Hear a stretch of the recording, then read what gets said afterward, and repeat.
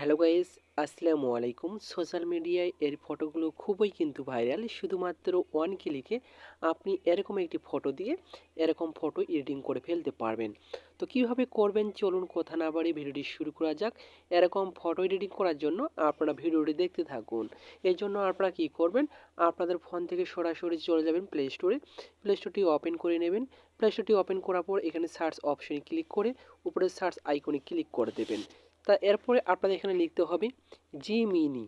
আপনাদের যদি অ্যাপটি ডাউনলোড করে থাকে তাহলে আপনারা কী করবেন, এখান থেকে আপনারা আপডেট করে নেবেন। ঠিক আছে, আপডেট করা হয়ে গেলে ওপেন অপশনে ক্লিক করে দেবেন। ওপেন অপশনে ক্লিক করার পর প্লাস আইকনে ক্লিক করে দিবেন।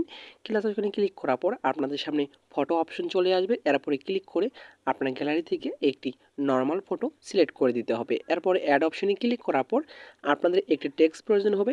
টেক্সট পাওয়ার জন্য আপনারা কমেন্ট করে জানিয়ে দিবেন। আমি আপনাদেরকে 3টি টেক্সট দিয়ে দেবো। টেক্সটটি কপি করানো হয়ে গেলে আপনি অ্যারো আইকনে ক্লিক করে দেবেন। এরপরে দেখতে পারবেন কয়েক সেকেন্ডের মধ্যে এখানে আপনাদের ফটো কিন্তু জেনারেট করে দিয়ে দিচ্ছে।